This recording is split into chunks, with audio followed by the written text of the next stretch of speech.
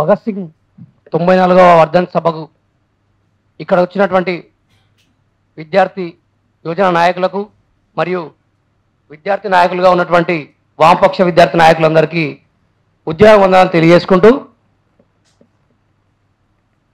ఈ దేశం ఎలాంటి దేశం అంటే స్వతంత్రం అందించినటువంటి, స్వతంత్రం కోసం పోరాటం చేసినటువంటి ఒక నేతాజీ చరిత్రను కూడా బయటికి తీసుకురాకుండా, నేతాజీ అనే వ్యక్తిని కూడా ఎవరికి ఇప్పుడు ఉన్నటువంటి ప్రస్తుతం ఉన్నటువంటి పిల్లలకు కూడా నేతాజీ సుభాష్ చంద్రబోస్ వ్యక్తి ఎలాంటి కూడా తెలియని పరిస్థితి ఉన్నది.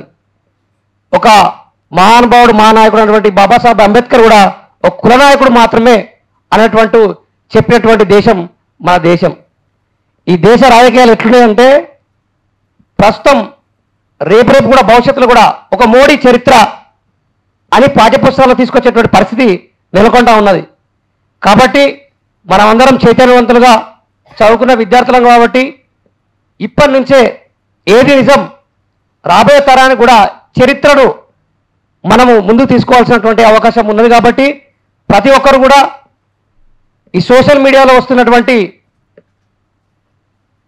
వాస్తవాలను అవాస్తవాలుగా గుర్తించి, సినిమాలు నాటకాలు అవి నాటకాలు మాత్రమే కాబట్టి సినిమాలో జరిగిన ప్రతిదీ నిజాలు కావు కాబట్టి ఛత్రపతి ఎవరు, సంభాజీ ఎవరు, చరిత్ర ఏంటనేటువంటి తెలుసుకునేటువంటి విషయం మీద మనం అందరం ముందుకు రావాల్సిందిగా కోరుతా ఉన్నాను. ఈరోజు సెంట్రల్లో ఉన్నటువంటి బీజేపీ మతాన్ని అడ్డుపెట్టుకొని రాజకీయం చేస్తూ ఉన్నది. గల్లీలో ఉన్నటువంటి చిన్న పిల్లలు కూడా ఈరోజు కాషాయ జెండా పట్టుకొని తిరుగుమని చెప్తా ఉన్నారు. ఎందుకు తిరుగుతామన్నారు? ప్రమోషన్ చేసుకుంటున్నారు ప్రతిదీ వాళ్ళు.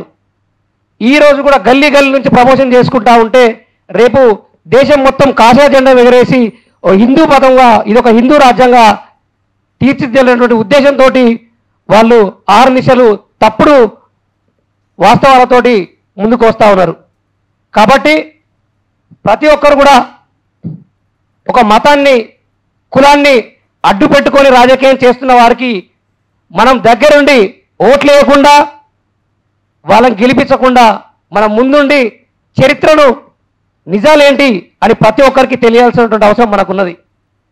కాబట్టి ప్రతి ఒక్కరు కూడా ఈరోజు నుంచి ఇంతకుముందు మన శివచంద్ర గారు చెప్పినట్టు మన న్యూ ఇయర్కి ఏ విధంగా అయితే మనం ప్రామిస్ చేసుకుంటామో, నేను అలా ఉండాలి ఇలా ఉండాలి ఎలా ప్రామిస్ చేస్తామో, మన భగత్ సింగ్ వర్ధంతి సందర్భంగా కూడా మనం ప్రతి ఒక్కరు కూడా ప్రామిస్ చేసుకోవాలి. నా తరపున మా ఊర్లో, నా తరపున మా కాలనీలో నాకున్నటువంటి ఫ్రెండ్స్ సర్కిల్లో నా యొక్క చరిత్రను, దేశ చరిత్రను నా వంతుగా నేను చెప్తాను. ప్రస్తుతం ఉన్నటువంటి చరిత్ర ఏంది, గతంలో ఉన్నటువంటి చరిత్ర ఏంది, దాన్ని నా తరపున చెప్పి కొంతమందిని నా తరపున నేను మేలుకొల్పుతానటువంటి ప్రామిస్ ప్రతి ఒక్కరు తీసుకుంటే చరిత్ర మనవంతుగా ఎంతో కొంత మనం చరిత్రను 10 మందికి తెలియజేసిన వాళ్ళం అవుతాం. ఈ యొక్క అవకాశాన్ని నాకు ఇచ్చినటువంటి సభాధ్యక్షులకు ధన్యవాదాలు తెలియజేసుకుంటూ ముగించుకుంటున్నాను.